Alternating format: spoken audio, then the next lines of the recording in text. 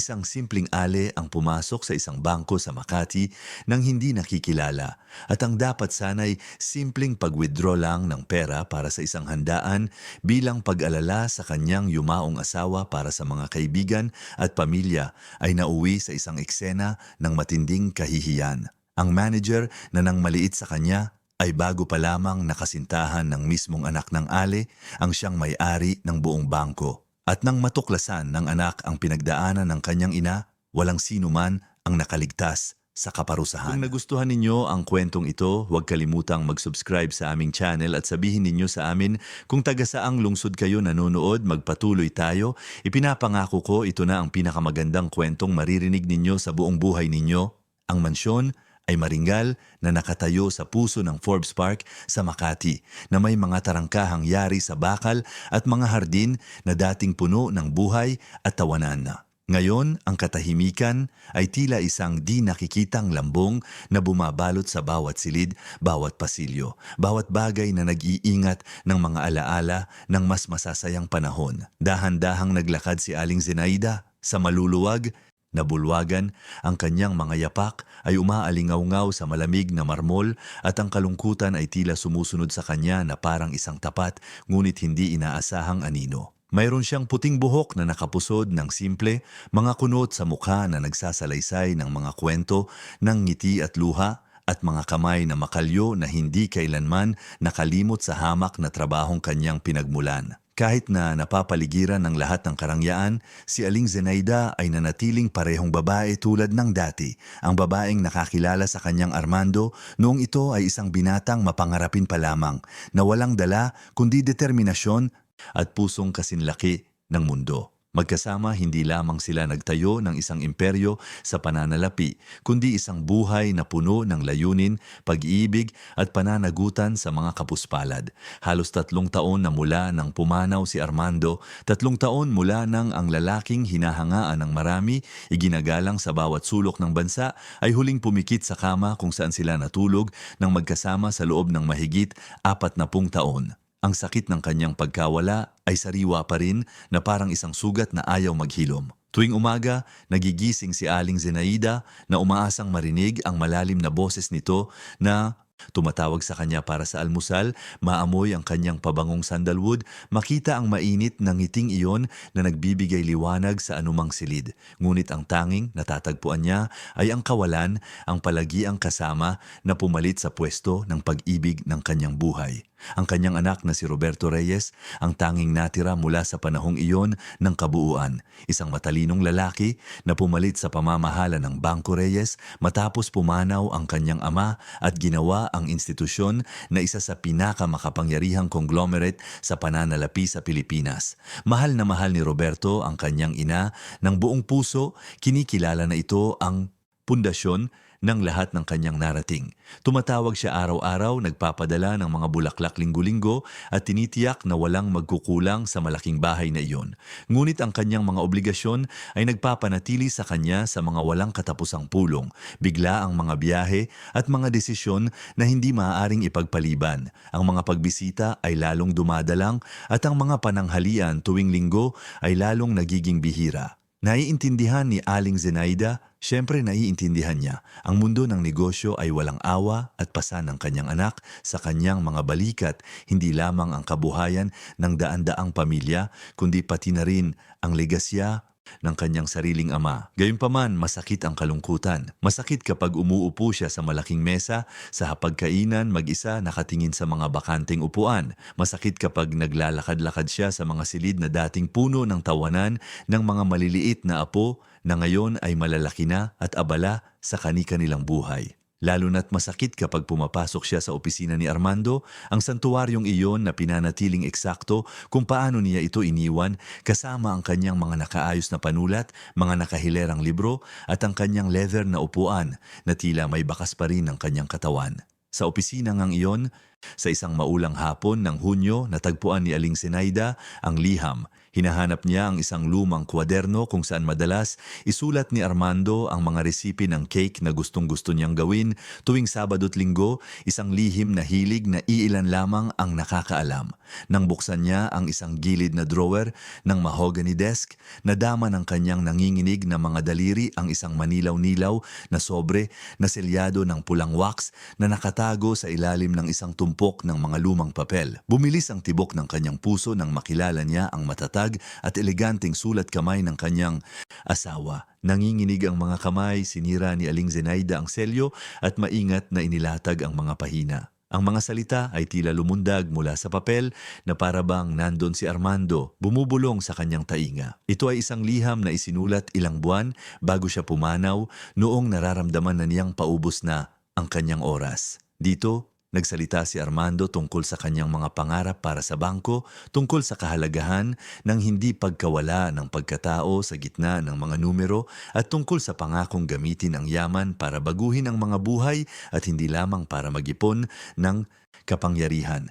Ngunit mayroon ding mga alalahanin, mga pangamba na ang sistema ng pagbabangko ay maaaring maging isang malamig at malupit na makina na kayang durugin ang mga pinakamahihina sa ngalan ng kahusayan at kita. Binasa at muling binasa ni Aling Zenaida ang bawat salita, ramdam ang mga luhang dumadaloy sa kanyang kulubot na mukha. Para bang may sinusubukang sabihin sa kanya si Armando, isang mapagmahal na babala tungkol sa direksyong maaaring tahakin ng mga bagay-bagay. At sa dulo ng liham, isang pangungusap ang lubos na tumatak sa kanya, Zenaida, mahal ko, kung isang araw ay maramdaman mong naligaw tayo ng landas, huwag kang matakot na ibalik tayo sa tamang daan. Ikaw ang palaging aking moral na gabay, ang aking buhay na konsensya. Nagtitiwala ako sa iyo na protektahan hindi lamang ang ating pamilya, kundi pati na rin ang lahat ng mga taong makakatagpo ng ating pinagsamang binuo. Ang mga salitang iyon ay nagpaalab ng isang bagay sa loob niya,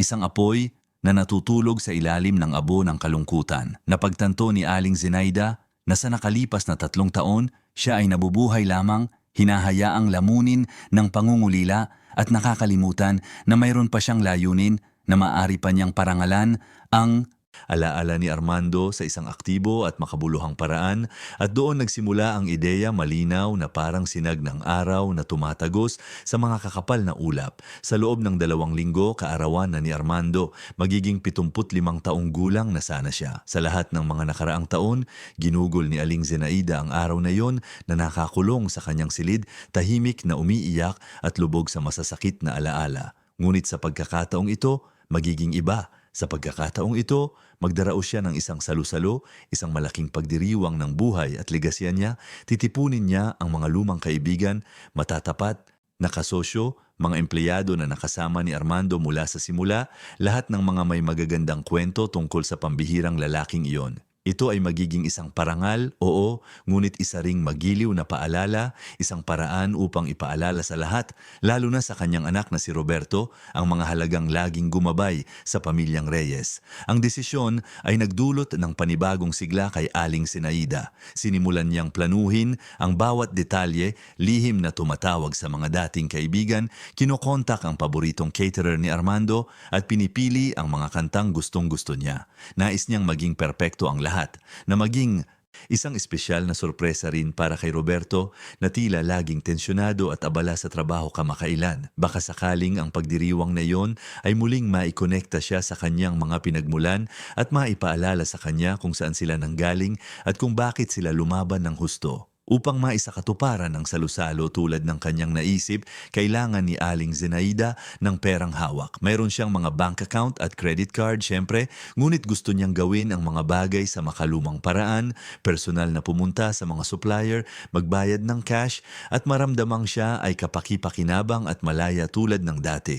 Mayroong malaking halaga na nakatabi sa isang lumang account, isang reserba na iniwan ni Armando para sa kanya na gamitin ayon sa kanyang kagustuhan nang hindi kailangang magpaliwanag kahit kanino. Ito ay magiging perpekto. Maaari sana siyang tumawag kay Roberto at hilingin na may ipadala mula sa bangko upang ayusin ang lahat. Ngunit hindi, nais ni Aling Zenaida na lumabas, langhapin ang hangin ng lungsod at maramdamang buhay at may kakayahan. Bukod dito, ang pangunahing sangay ng Bangko Reyes ay nasa Ayala Avenue, hindi kalayuan doon. Baka sakaling makadaan siya sa opisina ng kanyang anak, makita siya kahit ilang minuto at mapawi ang kanyang pangungulila nang hindi sinisira ang sorpresa ng salusalo. Lalo siyang nasiyahan sa ideyang ito. Sa umagang napili, nagbihis si Aling Zenaida ng simpleng damit na laging nagpapakilala sa kanya. Isang kayumangging palda, magaan at komportable, isang blusang koton na beige at mga sapatos na mababa ang takong na luma na sa paglipas ng panahon. Inayos niya ang kanyang puting buhok sa parehong pusod,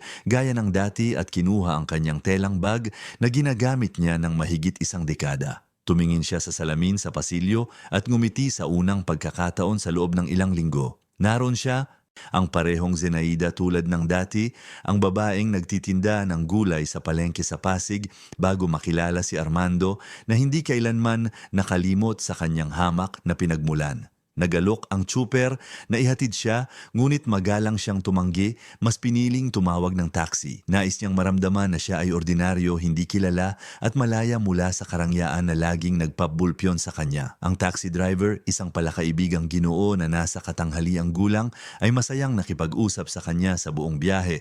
Nagkukwento tungkol sa magulong trapiko sa Makati, sa mga presyong patuloy na tumataas at sa mga anak na nag-aaral sa gabi. Habang nagtatrabaho sa araw, nakikinig si Aling Zenaida nang may tunay na atensyon, nagtatanong at nagpapakita ng tunay na interes. Ang mga kwentong iyon ay nakaantig sa kanya, nagpapaalala na ang mundo ay puno ng mga taong nagsusumikap para sa isang mas magandang buhay. Tulad nila ni Armando, ilang dekada na ang nakalipas. Nang huminto ang taxi sa harap ng maringgal na gusali ng Bangko Reyes, nakaramdam si Aling Zenaida ng kaunting kaba na may halong pagmamalaki. Naroon ang katuparan ng mga pangarap ng kanyang asawa, isang gusali ng salamin at bakal na sumasalamin sa kulay abong langit ng Makati, isang simbolo ng lahat ng kanilang pinagsamang nakamit. Huminga siya ng malalim, nagpasalamat sa tsuper na may malaking tip at naglakad patungo sa pangunahing pasukan. Automatikong bumukas ang mga salaming pinto at pumasok si Aling Zenaida sa malawak at makinang na lobby. Ang puting marmol na sahig ay sumasalamin sa mga modernong ilaw sa kisame at dose-dosenang mga tao ang nagmamadaling naglalakad. Ang ilan ay nakasuot ng eleganteng damit, ang iba ay kaswal, lahat ay abala sa kani-kanilang mundo. Bigla niyang naramdaman na napakaliit niya, na hindi siya bagay sa lugar na iyon, na bagamat pag-aari ng kanyang pamilya ay tila napakalayo sa kanyang pang-araw-araw na realidad. Nagsimulang mapunta sa kanya ang mga tingin. Una ay mausisa, pagkatapos ay mapaghinala. Isang maliit na matandang babae na may simpleng at kupas na damit, puting buhok na ginulo ng hangin sa labas at isang kupas na telang bag na nakasabit sa kanyang braso. Sa mata ng mga taong sanay sa luho at pagpapakitang gilas, si Aling Zenaida ay isa lamang ordinaryong tao, marahil ay mahirap, posibleng nalilito at tiyak na wala sa lugar. Dalawang unipormadong gwardya na nakakrus ang mga braso malapit sa umiikot na pinto sa loob ay nagpalitan ng makahulugang tingin. Isa sa kanila, isang matangkad na binata na may seryosong ekspresyon, ay dahan-dahang lumapit, sinusubaybayan ang bawat galaw ng matanda ng may labis na atensyon. Naramdaman ni Aling Zenaida ang bigat ng tinging iyon, ngunit sinubukan niyang huwag pansinin. Naglalakad muna patungo sa mga ATM, iniisip kung kaya niyang ayusin ang lahat doon. Hindi niya nagawa, humihingi ang sistema ng mga password na hindi na niya matandaan, nag-aalok ng mga nakakalitong option sa mga screen na mabilis kumurap. Sumuko siya matapos ang ilang bigong pagsubok at nagpasya na humanap ng isang taong makakausap. Tumingin siya sa paligid, naghahanap ng gabay at nakakita ng pila para sa priority lane. Nagtungo siya doon, ngunit hinarang siya ng isang batang empleyada na nakasuot ng masikip na palda at mataas na takong. Ang babae, nang hindi man lang nagtatanong kung ano ang kailangan ni Aling Zenaida, ay itinuro gamit ang isang mechanical na kilos ang karaniwang pila na mas mahaba at mas mabagal. Sinubukan ni Aling Zenaida na ipaliwanag na mayroon siyang lumang account at kailangan niyang makipag-usap sa isang tao tungkol sa isang malaking withdrawal, ngunit ang empleyada ay nag-aasikaso na ng ibang tao, ganap na hindi siya pinapansin. Sumuko, nagtungo ang matanda sa itinurong pila at naghintay ng kanyang pagkakataon. Ramdam ang pagod na nagsisimulang bumigat sa kanyang mga binti. 40 minuto ang lumipas at sa wakas ay nakarating siya sa counter. Ang teller, isang binatang mukhang pagod na halos hindi nag-angat ng tingin mula sa screen ng computer, ay walang ganang nagtanong kung ano ang kanyang kailangan. Kalmadong ipinaliwanag ni Aling Zenaida na mayroon siyang lumang account na kailangan niyang mag-withdraw ng malaking halaga para sa isang mahalagang okasyon ng pamilya. Humingi ng kanyang mga dokumento ang binata at ibinigay niya ang kanyang ID at isang bank card na naninilaw na sa katagalan. Kumunot ang noo ng teller habang tinatype ang mga detalye. Mabagal ang pagtugon ng screen at nang tumugon ito, yumuko siya, naniningkit ang mga mata. Tumingin siya kay Aling Zenaida pagkatapos ay sa screen at muli sa kanya. Ang kanyang ekspresyon ay nagbago mula sa pagkabagot patungo sa paghihinala. Walang imik, tumayo siya at naglakad patungo sa isang salaming silid sa likuran kung saan isang lalaking nakasuot ng asul na Amerikana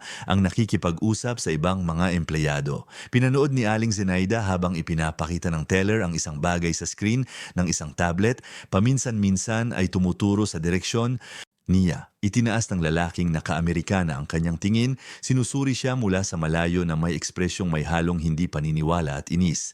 Siya si Mauricio Salcedo, ang manager ng sangay na iyon. Kilala sa kanyang mainiting ulo at walang hangganang kayabangan, si Mauricio ay nakabuo ng reputasyon ng pagiging epektibo at walang awa. Nakakamit niya ang mga target, nagbabawas ng gastos at nagtatanggal ng walang pag-aalinlangan sa sinumang itinuturing niyang hindi produktibo. Para sa kanya, ang bangko ay isang makina para kumita ng pera at ang mga tao ay mga piyesang maaaring palitan sa makinaryang iyon. Gustong-gusto ng kanyang mga nakatataas ang kanyang mga numero, binabaliwala ang mga paulit-ulit na reklamo tungkol sa kanyang mapang-abusong pag-uugali. Lumapit si Mauricio sa counter nang may malalaking hakbang, nakataas ang baba at naniningkit ang mga mata habang sinusuri si Aling Zenaida mula ulo hanggang paa. Tumigil siya sa tabi ng teller, nag-cruise ng mga braso at nagsalita ng malakas upang marinig ng ibang mga kliyente at empleyado. Ginang, pasensya na po pero kailangan kong maintindihan ang isang bagay.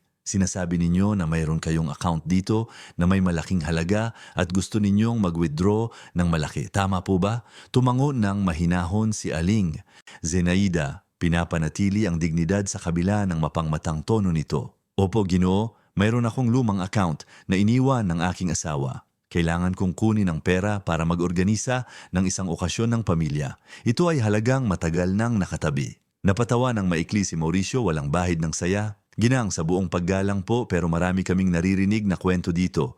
Mga taong nag-iimbento ng mayayamang kamag-anak, mga peking mana, mga account na hindi naman umiiral. Ipinapakita ng sistema dito na may account nga pero sa totoo lang, sa itsura ninyo mahirap paniwalaan na sa inyo talaga ang perang iyan. Nanlamig ang dugo ni Aling Zenaida. Naramdaman niyang namula ang kanyang mukha, hindi dahil sa hiya, kundi sa pigil na galit. Sa paligid may ilang taong huminto para panoorin ang eksena. Nagpalitan ng tingin ang mga empleyado, ang ilan ay lihim na napapangiti, na para bang nanonood ng isa pang kakaibang sitwasyon sa pang-araw-araw na buhay sa bangko. Sinisiguro ko sa inyo na akin ang pera, sabi ni Aling Zenaida, pinapanatili ang tibay ng kanyang boses sa kabila ng panginginig na nagsisimulang bumalot sa kanyang mga kamay. Iniwan ng aking asawa ang halagang iyan para sa akin.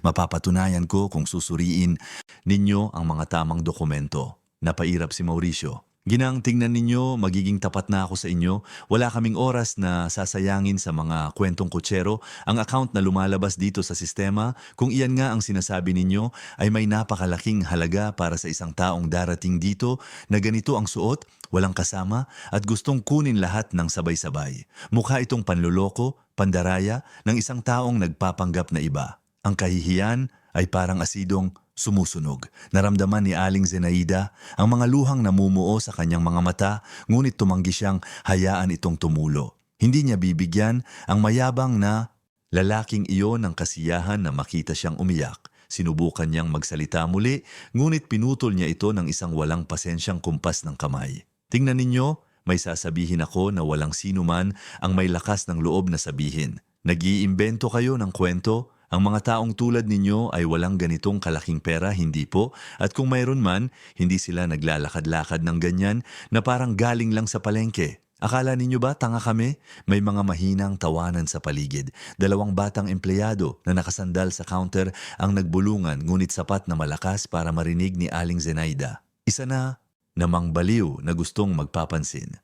Siguro nakita niya ang pangalan ng bangko sa telebisyon at sinubukan ang kanyang swerte. Tama ang manager, wala man lang siyang singsing sa daliri.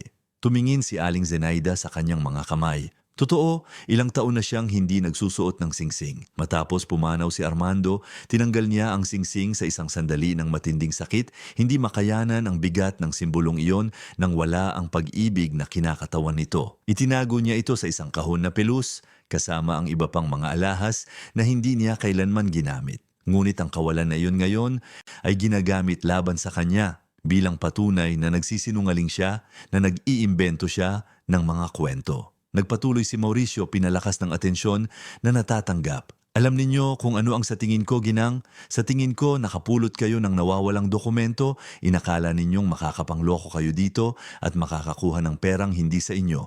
Swerte namin at may sistema kami na alam naming tukuyin ang ganitong sitwasyon. Dahil tingnan ninyo, kung sa itsura lang, hindi kayo mukhang may account sa bangko. Lalo na ang isang account na may malaking laman.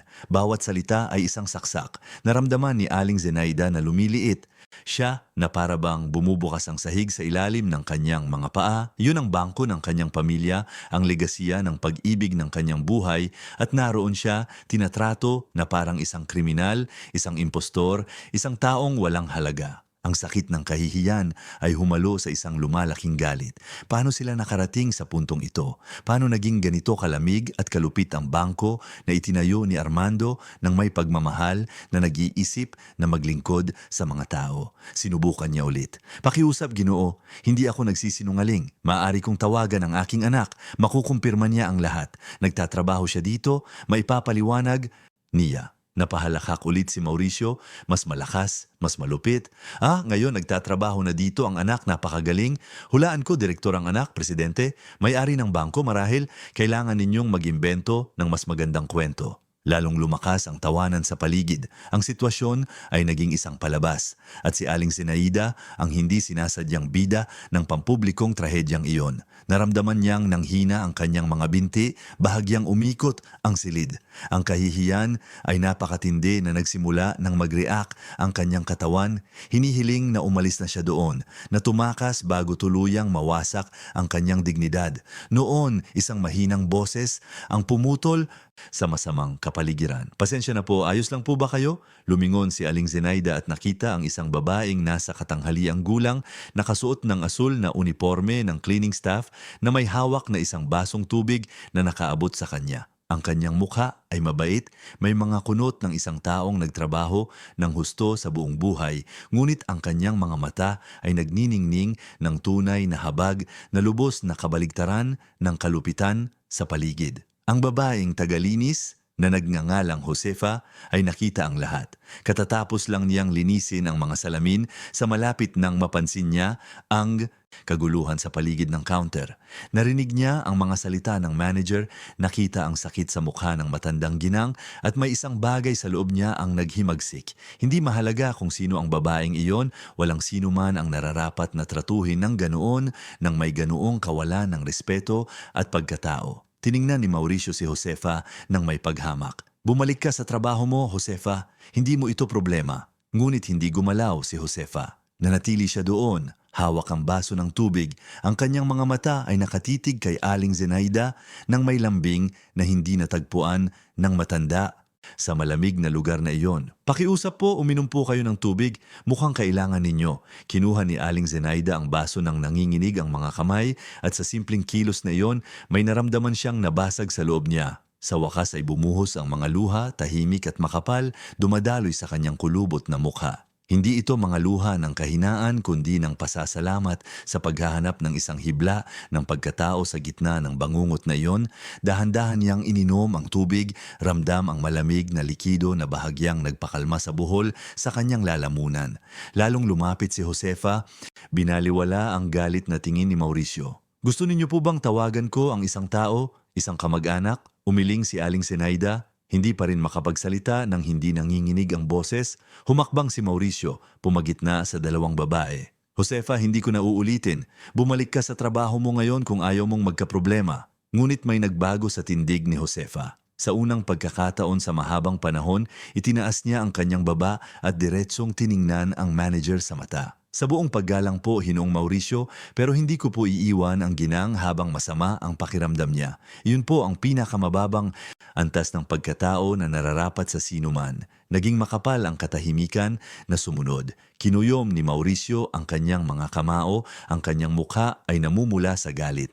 Ang pagsuway na iyon, ang hamon na iyon, mula sa isang simpleng tagalinis sa harap ng mga kliyente at kasamahan ay hindi matatanggap. Ngunit bago pa siya sumabog, marahang inilagay ni Aling Zenaida ang kanyang kamay sa braso ni Josefa. Salamat anak, salamat sa iyong kabaitan, pero ayos lang ako, aalis na ako ngayon. Tinulungan siya ni Josefa na tumayo, inaalok ang kanyang braso bilang suporta. Magkasama dahan-dahan silang naglakad patungo sa labasan sa ilalim ng tingin ng dos-dosenang tao. Ang ilan ay tila nahihiya, ang iba ay walang pakialam, ngunit walang sino man ang gumalaw para tumulong o magtanong kung ano ang nangyari. Nasa pinto na lumingon si Aling Zenaida sa huling pagkakataon. Nagtama ang kanilang mga mata ni Mauricio na naroon pa rin, nakakrus ang mga braso, isang ngiti ng kasiyahan sa kanyang mukha. Gusto niyang may sabihin, gustong sumigaw, gustong ipaintindi sa lalaking iyon ang laki ng kawalang katarungang ginawa niya. Ngunit hindi pa.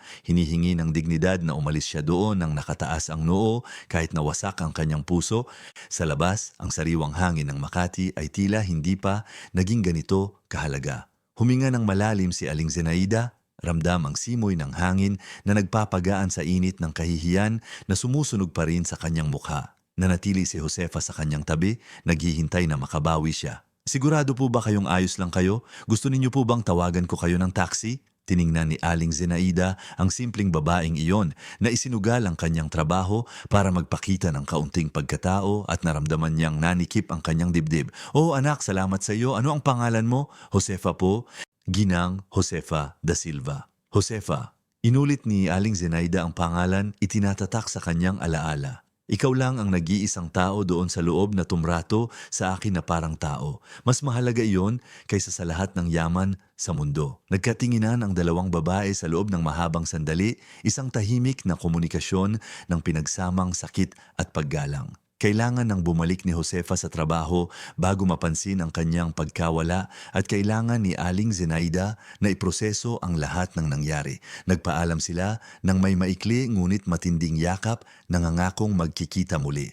Habang pabalik ang taxi ni Aling Zenaida sa mansyon sa Forbes Park, tumingin siya sa bintana nang hindi talaga nakikita ang lungsod na dumadaan. Ang kanyang isip ay nag-aalab sa magkasalungat na mga kaisipan. Ang kahihiyan ay sumusunog pa rin na parang apoy, ngunit mayroon ding lumalaking determinasyon, isang makatarungang galit na nagsisimulang mabuo. Ang dinanas niya ay hindi lamang isang personal na insulto. Ito ay isang sintomas ng isang bagay na mas malaki, isang pagbaluktot sa mga halagang pinahahalagahan ni Armando. Bumalik sa kanyang isip ang liham nito, ang mga salita ay umalingaw-ngaw ng may panibagong lakas. Huwag kang matakot na ibalik tayo sa tamang daan.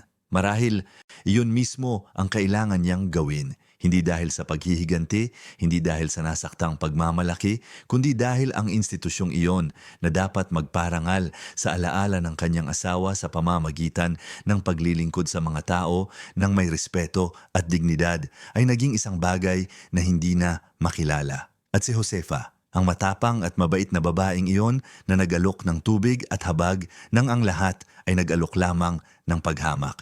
Hindi makakalimutan ni Aling Zenaida ang tungkol sa kanya, hindi niya hahayaan na ang kanyang kabaitan ay hindi makilala o mas masahol pa ay maparusahan ng malupit na manager na iyon. Pagdating sa bahay, nagkulong si Aling Zenaida sa kanyang silid at sa wakas ay hinayaan ang mga luha na bumuhos ng buong lakas. Umiyak siya para sa kahihiyang dinanas para sa pangungulila kay Armando na tila mas matindi ngayon para sa takot na baka hindi alam ng kanyang anak kung ano ang nangyayari sa bangko na nagdadala ng pangalan ng pamilya. Ngunit sa gitna ng mga luha, isang matatag na resolusyon ang nagsimulang mabuo. Hindi ito magtatapos ng ganito, hindi maaaring magtapos ng ganito. Sa mga sumunod na araw matapos ang mapait na hapon na iyon, hindi maalis sa isipan ni Aling Zenaida ang alaala ng nangyari. Nagigising siya sa kalagitnaan ng gabi, binabalikan ang bawat malupit na salita, bawat mapanghamak na tingin, bawat tawang umalingaw-ngaw sa malamig na lobby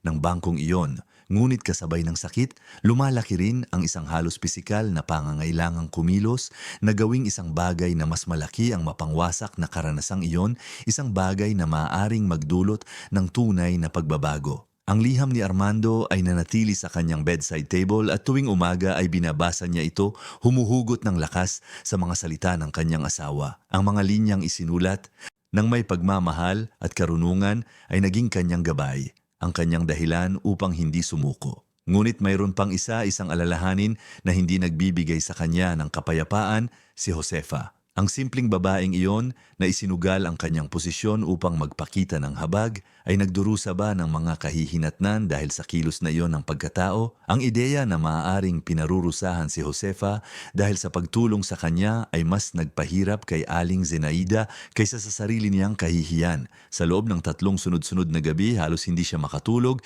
iniisip ang mga terribling senaryo. Paano kung tinanggal siya ng manager? Paano kung ginigipit siya, ginagawang impyerno ang kanyang trabaho? Ang bigat ng kasalanan ay parang isang bato sa kanyang dibdib. Kailangan niyang bumalik sa bangko, hindi para kunin ang pera ngayon, kundi upang tiyakin na maayos si Josefa, upang pasalamatan siya ng wasto at marahil sa anumang paraan ay protektahan siya mula sa mga ganting maaaring dinaranas niya. 4 na araw matapos ang insidente, bumalik si Aling Zenaida sa Bangko Reyes. Sa pagkakataong ito, nagbihis siya ng may kaunting pag-iingat, pumili ng simpleng damit ngunit hindi gaanong luma, at itinali ang kanyang buhok gamit ang isang pilak na suklay na ibinigay sa kanya ni Armando ilang dekada na ang nakalipas.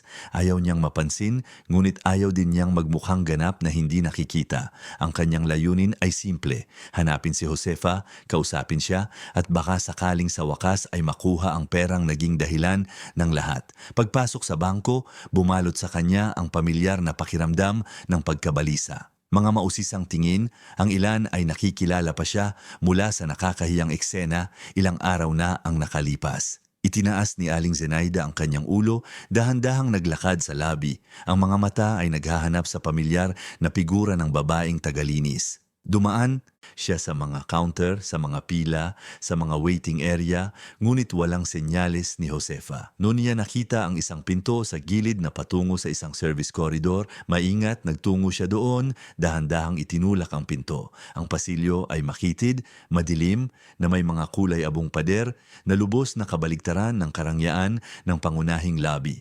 Doon matatagpuan ang mga bodega ng mga gamit panlinis, ang mga locker room ng mga support staff, ang mga hindi nakikitang espasyo kung saan nagtatrabaho ang mga taong nagpapanatili sa paggana ng bangko, ngunit bihirang makita o kilalanin. At doon, habang inaayos ang isang cart ng panlinis, sa wakas ay natagpuan ni Aling Zenaida si Josefa. Ang babae ay mukhang pagod, ang kanyang mga balikat ay nakayuko sa bigat ng isang pagod na tila higit pa sa pisikal. Nang magtama ang kanilang mga mata, mayroong isang kislap ng sorpresa na sinundan ng isang mahiyain ngunit tunay ng ngiti.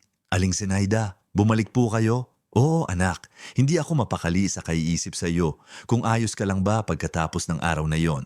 Tumingin si Josefa sa paligid, tinitiyak na sila lang ang nandoon at pagkatapos ay suminyas kay Aling Zenaida na samahan siya sa isang maliit na espasyo kung saan may isang lumang mesa at ilang sirang upuan. Doon, malayo sa mga mausisang mata at tainga, umupo ang dalawang babae at sa wakas ay bahagyang nakapag-relax si Josefa. Nag-alala po ako sa inyo, pag-amin ni Josefa. Pagkaalis ninyo, iniisip ko kung ano ang nangyari, kung ayos lang po kayo, pero natakot din po ako na baka kayo ang sisihin dahil sa akin.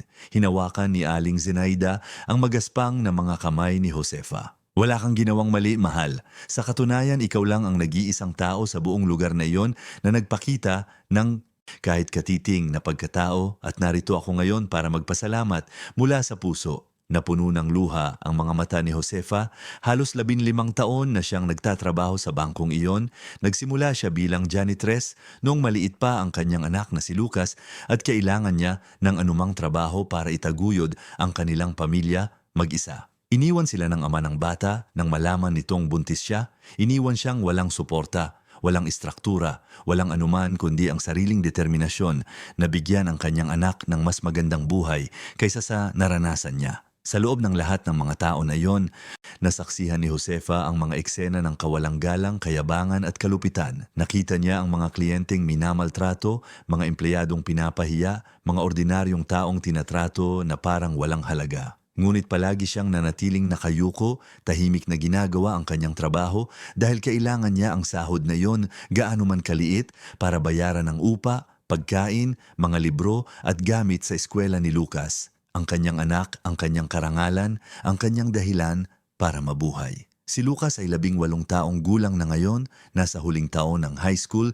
sa isang pampublikong paaralan at nangangarap na maging doktor. Siya ay isang matalinong bata, masipag, na nag-aaral hanggang gabi kahit pagkatapos ng isang araw na pagtulong sa kanyang ina sa mga ekstra na trabaho na nakukuha niya tuwing Sabado at Linggo. Ang kanyang mga grado ay perpekto at kamakailan ay nakapasa siya sa isang libreng college entrance review, isang tagumpay na nagpuno kay Josefa ng pag-asa at takot sa parehong oras. Pag-asa na maaaring maging totoo ang pangarap, takot na baka hindi niya kayang bayaran ang kolehiyo kung sakaling makapasa siya. May mga anak po ba kayo? Tanong ni Josefa, lihim na pinupunasan ang kanyang mga luha. Mayroon akong isang anak, oo. Si Roberto. Siya ay isang kahanga-hangang lalaki, matagumpay, na inaalagaan ako sa abot ng kanyang makakaya. Ngunit minsan nararamdaman ko na medyo naligaw siya sa daan. Alam mo ba, ang trabaho ay kumakain ng napakarami sa kanya na minsan tila nakalimutan na niya kung saan siya nanggaling, kung ano talaga ang mahalaga.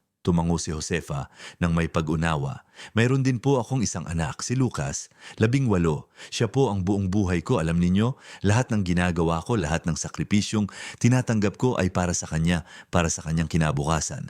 At doon sa hamak at nakalimutang espasyo ng isang marangyang bangko, nagsimulang magbahagi ng kanilang mga kwento ang dalawang ina. Nagsalita si Aling Zenaida tungkol kay Armando sa pag-ibig na nagbuklod sa kanila, sa buhay na kanilang binuo, sa pangungulila na hindi nawawala. Nagsalita si Josefa tungkol kay Lucas sa mga hirap ng pagpapalaki sa kanya ng mag-isa, sa mga takot sa gabi na baka hindi niya kayanin, sa mga maliliit na tagumpay na nagpapanatili sa kanyang pagtayo. Sila ay mga babae mula sa magkaibang mundo, ngunit pinag-isa ng isang bagay na malalim na makatao, ang walang kondisyong pagmamahal sa kanilang mga anak at ang pagnanais na iwanan ng mundo na mas mabuti kaysa sa kanilang natagpuan.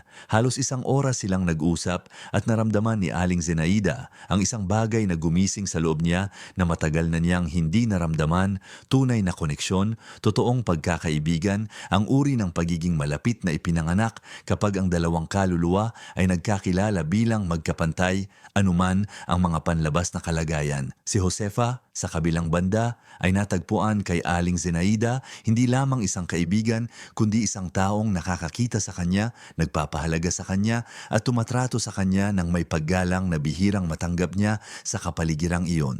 Ngunit ang kanilang pag-uusap ay biglang naputol ng marahas na bumukas ang pinto ng pasilyo. Isang matangkad na babae na may napakataas na takong at masikip na suit ay pumasok ng may matatag na hakbang at isang mahigpit na ekspresyon.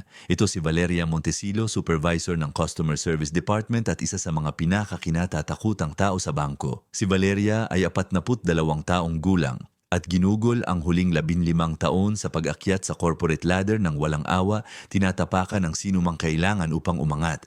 Ang kanyang kasalukuyang layunin ay makuha ang posisyon ng regional manager at para dito, kailangan niyang mapabilib si Mauricio Salcedo at ang mga direktor sa itaas niya. Pinagmamasdan ni Valeria ang lahat ng may mga matang parang lawin, laging naghahanap ng mga pagkakamali na maaari niyang samantalahin, mga kahinaan na maaari niyang gamitin sa kanyang pabor. Nang makita niya si Josefa na nakikipag-usap sa matandang ginang, ang una niyang reaksyon ay inis. Ang mga tagalinis ay hindi dapat nagsasayang ng oras sa pakikipag-usap kahit kanino. Ngunit pagkatapos ay nakilala niya si Aling Zenaida mula sa eksena ilang araw na ang nakalipas at isang ideya ang nagsimulang mabuo sa kanyang isipan. Kung bumalik ang matandang iyon, nangangahulugan itong sinusubukan pa rin niyang makuha ang misteryosong account na iyon. At kung lumalapit sa kanya si Josefa, marahil mayroong isang bagay doon na maaaring magamit. Hindi alam ni Valeria kung ano eksakto, ngunit sinasabi ng kanyang matalas na instinct na mayroong isang oportunidad. Baka magamit niya ang sitwasyong iyon para sirain si Josefa na lagi niyang itinuturing na masyadong mayabang para sa isang tao sa kanyang posisyon at kasabay nito ay makakuha ng puntos kay Mauricio sa pamamagitan ng pagpapakita, ng pagbabantay at pagprotekta sa interes ng bangko. Anong nangyayari dito? Ang boses ni Valeria ay parang isang talim na humiwa sa hangin. Agad na tumayo si Josefa, maputla ang mukha. Wala po, Ginang Valeria, tinutulungan ko lang po ang kliyente dito. Tinutulungan, dapat nagtatrabaho ka, hindi nakikipagdaldalan. At ikaw, lumingon si Valeria kay Aling Zenaida nang may hindi maitatagong paghamak. Hindi ba dapat nasa lobby ka kung kailangan mo ng serbisyo? Tumayo rin si Aling Zenaida, ramdam ang tensyon sa hangin. Nakikipag-usap lang ako kay Josefa na napakabait sa akin noong isang araw. Nanliit ang mga mata ni Valeria. Naintindihan ko, sige Josefa, bumalik ka na sa trabaho ngayon din. At kayo, Ginang, pakiusap, pumunta kayo sa lobby. Hindi ito lugar para sa mga kliyente. Walang pagpipilian kundi sumunod. Marahang hinawakan ni Aling Zenaida ang braso ni Josefa bilang isang tahimik na suporta at lumabas ng pasilyo, ramdam ang malamig na tingin ni Valeria na sumusunog sa kanyang likurana. Pagdating sa lobby, huminga siya ng malalim, sinusubukang pakalmahin ang kanyang mabilis na tibok ng puso. Mayroong isang bagay sa babaeng iyon na nagdulot sa kanya ng malalim na pagkabalisa, isang masamang kutob na hindi niya maipaliwanag. Samantala, sa service corridor, kinorner ni Valeria si Josefa sa pader. Hindi pisikal kundi sa pamamagitan ng lakas ng kanyang posisyon at autoridad. Kakilala mo ba ang babaeng iyon? Hindi po, Ginang. Tinulungan ko lang po siya nung masama ang pakiramdam niya dito sa bangko, ilang araw na ang nakalipas. Nagkrus ng braso si Valeria. Alam mo naman na ang pakikipagkaibigan sa mga kliyente ay hindi bahagi ng trabaho mo, hindi ba? Lalo na sa mga problemadong kliyente na nagdulot na ng eksena dito. Pero hindi po siya ang nagdulot ng eksena, Ginang. Si Hinoong Mauricio po ang... Agad na tumahimik si Josefa, napagtanto ang kanyang pagkakamali. Hindi niya dapat binanggit ang manager. Ngumiti si Valeria, isang malamig at mapanlinlang na ngiti na hindi umabot sa kanyang mga mata. Kaya kinu-question mo na ngayon ang mga kilos ng manager? Interesante. Napaka-interesante. Mas mabuti sigurong mag-iingat ka, Josefa. Ang ganitong ugali ay maaaring magdulot ng seryosong kahihinatnan. Bumalik ka na sa trabaho at lumayo ka sa babaeng iyon. Mabilis na tumango si Josefa at umalis doon na nanginginig ang mga binti. Kilala niya si Valeria ng sapat upang malaman na hindi magtatapos ng maayos ang usapang iyon, ang supervisor ay mapaghiganti. At kapag may isang taong napupunta sa kanyang punto, bihirang makalabas ng hindi nasasaktan.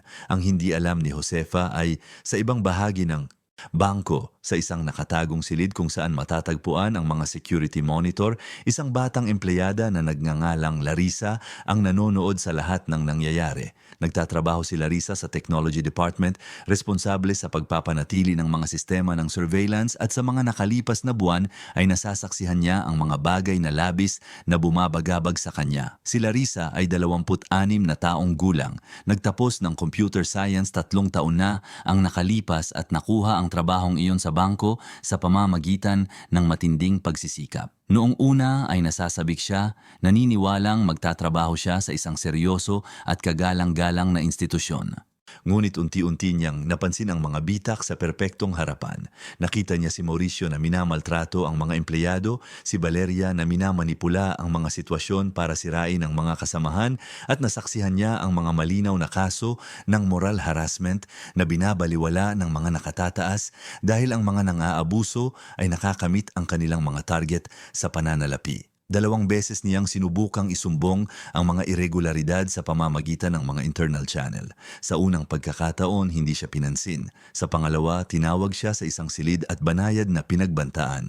Kung hindi siya magtutuon sa kanyang teknikal na trabaho at titigil sa pakikialam sa mga bagay na hindi niya sakop, maaari siyang maghanap ng trabaho sa ibang lugar. Mula noon, nabubuhay si Larissa sa isang napakasakit na panloob na tunggalian. Alam niyang dapat siyang gumawa ng isang bagay na mayroon siyang moral na responsibilidad na ilantad ang mga pang-aabusong iyon, ngunit mayroon din siyang mga bayarin. Isang ina na umaasa sa mamahaling gamot at ang katiyakan na ang muling pagsumbong ay mangangahulugan ng pagkawala ng kanyang trabaho. Ngayon, habang pinapanood sa mga monitor ang eksena sa pagitan ni Valeria at Josefa, naramdaman ni Larissa ang pamilyar na pagkabalisa na lumalaki sa kanyang dibdib. Nakilala niya si Aling Zenaida mula sa mga recording noong nakaraang linggo nang hiyain siya ni Mauricio sa publiko. Pinanood niya ang eksenang iyon nang may lumalaking galit, ngunit wala siyang ginawa kundi i-archive ang video tulad ng dati.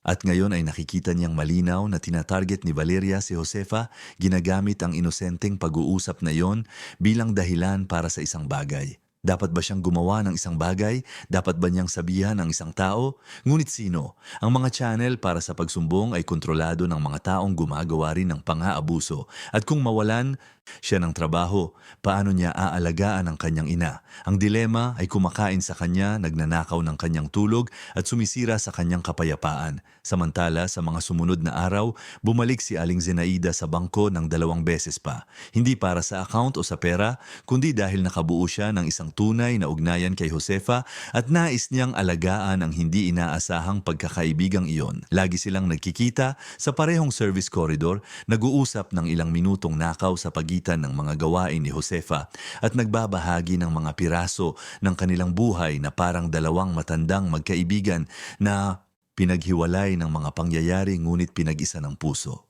Nagsimulang tulungan ni Aling Zenaida si Josefa sa mga simpleng paraan. Nagdadala siya ng mga lutong bahay na pagkain, sinasabing sobra ang kanyang niluto at ayaw niyang masayang.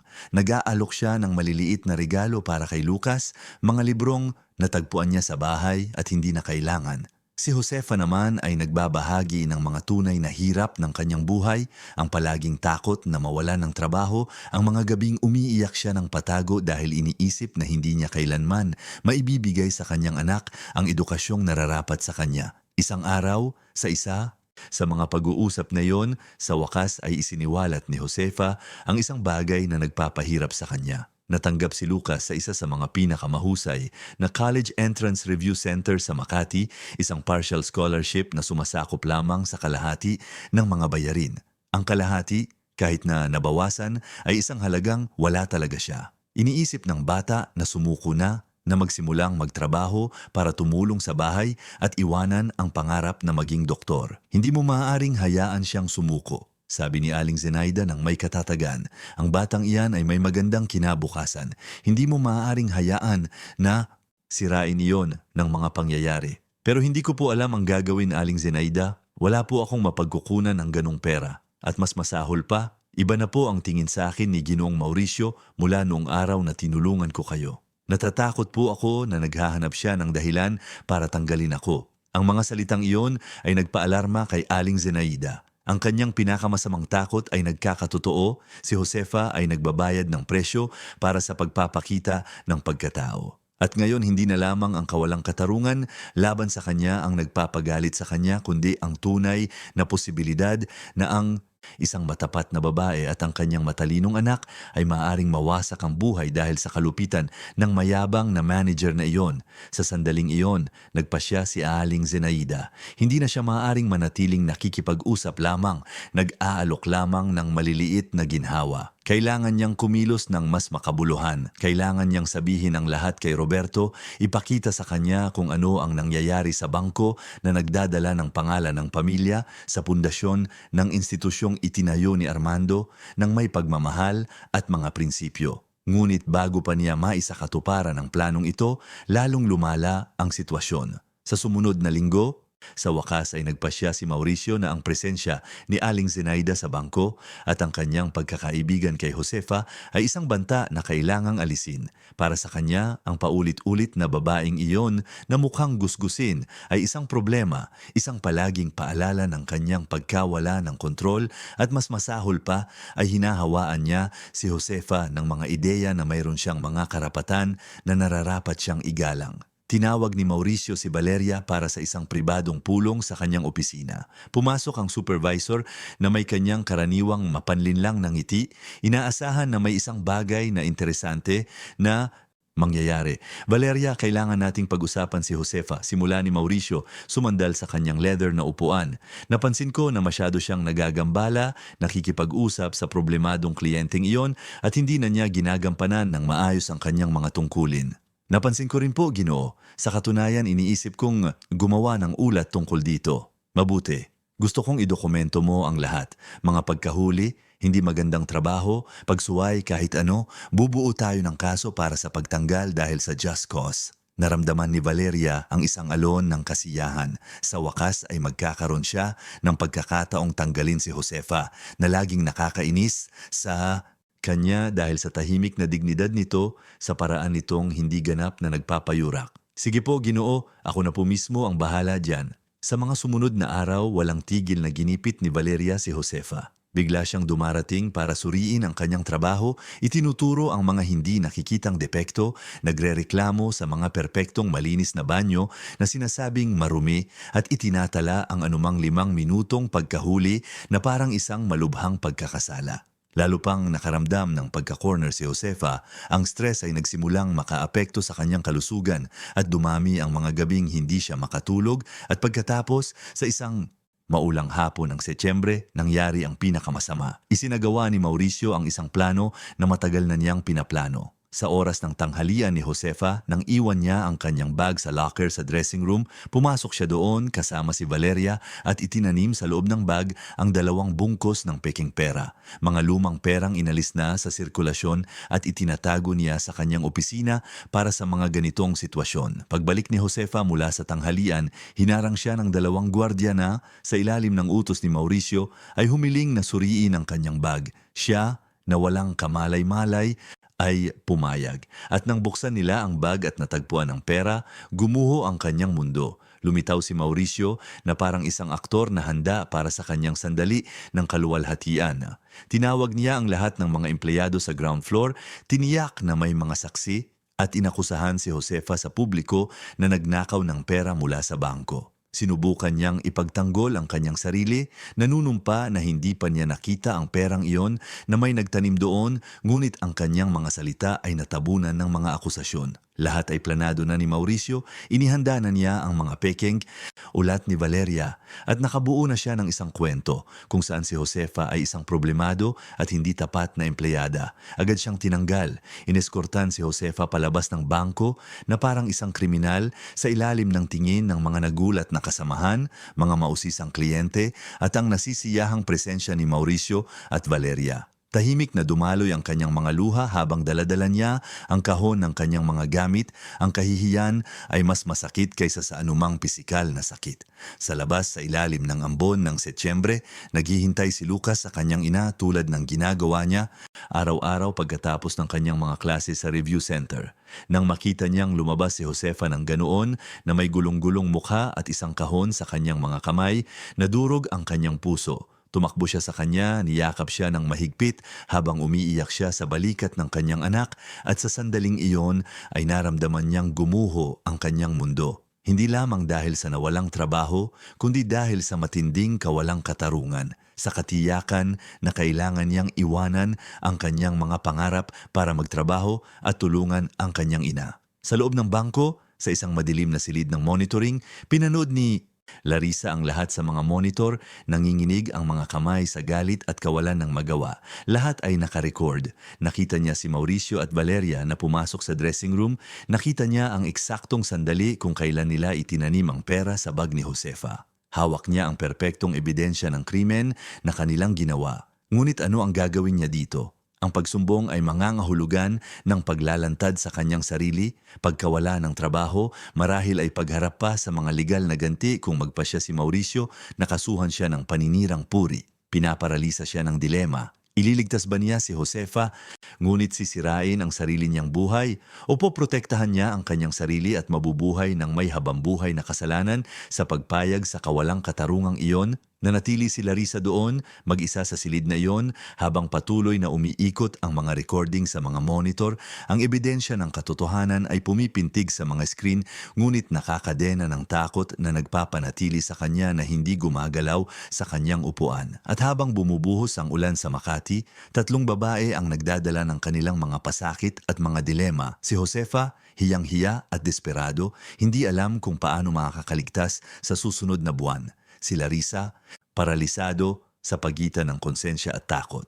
At si Aling Zenaida, na sa kanyang tahimik na mansyon ay malapit nang matuklasan kung ano ang nangyari at gagawin ang pinakamahalagang desisyon sa kanyang buhay. Nalaman ni Aling Sinaida ang nangyari sa paraang hindi niya kailanman inakala. 2 araw matapos tanggalin si Josefa, nagpasya siyang bumalik sa bangko para sa kanilang karaniwang pag-uusap, dala ang isang sobre na may kaunting pera na balak niyang ialok ng palihim para makatulong sa mga gastusin sa review center ni Lucas. Dumating siya sa service corridor gaya ng dati, ngunit ibang tao ang naglilinis doon, isang batang babae na halos hindi nag-angat ng tingin nang dumaan siya. Nasaan si Josefa? Tanong ni Aling Zenaida. Ang puso niya ay nagsimula ng bumilis dahil sa masamang kutob. Nagkibit balikat ang babae nang hindi itinitigil ang kanyang trabaho. Tinanggal na, mga 2 araw na, mukhang nagnakaw ng pera o kung ano. Ang mga salita ay parang isang timba ng malamig na tubig na ibinuhos kay Aling Zenaida. Nagnakaw? Si Josefa, ang matapat at masipag na babaeng iyon na nabubuhay para sa kanyang anak at nagsasakripisyo araw-araw? Imposible. Talagang imposible. Naramdaman ng matanda na nanghina ang kanyang mga binti at kinailangan niyang sumandal sa pader para hindi matumba. Paano tinanggal? Ano ba talaga ang nangyari? Hindi ko po alam ang mga detalye, ginang. Ang alam ko lang, nakahanap ng pera ang manager sa bag niya at tinanggal siya agad. Isang iskandalo, lahat nakakita. Lumabas si Aling Zenaida na naglalakad ng pasuray-suray, ang isip ay nag-aalab. Kailangan niyang malaman ang katotohanan, kailangan niyang makausap si Josefa, maintindihan kung ano talaga ang nangyari.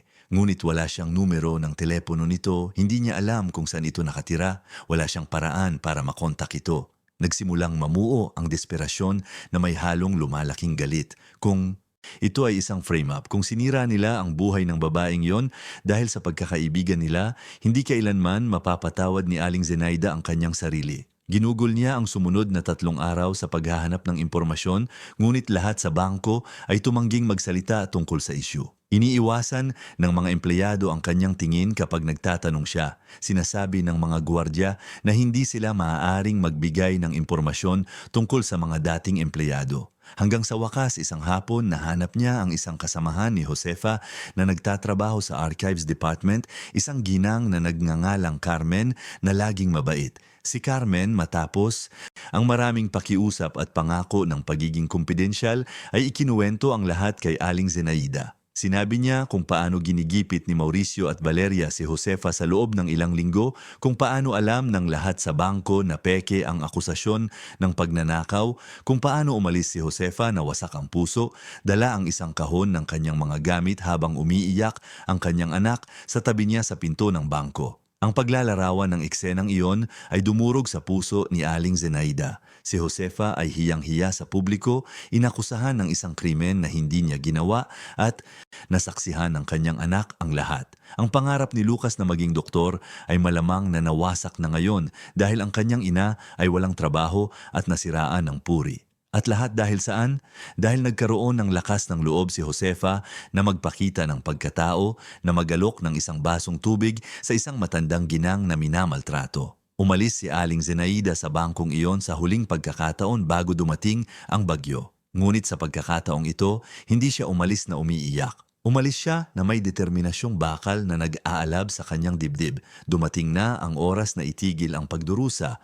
Nang tahimik ang pagtanggap sa mga kawalang katarungan. Dumating na ang oras na parangalan ang mga salita ni Armando na ibalik ang institusyong iyon sa tamang landas, anuman ang kapalit. Nang gabing iyon, hiniling ni Aling Zenaida sa tsuper na ihatid siya sa apartment ni Roberto sa Bonifacio Global City. Halos 9:00 na ng gabi nang dumating siya at ang kanyang anak ay katatapos lang kumain mag-isa, nakasuot pa rin ng formal na damit ngunit maluwag na ang kurbata, ang mukha ay may bakas ng pagod mula sa isa na namang nakakapagod na araw.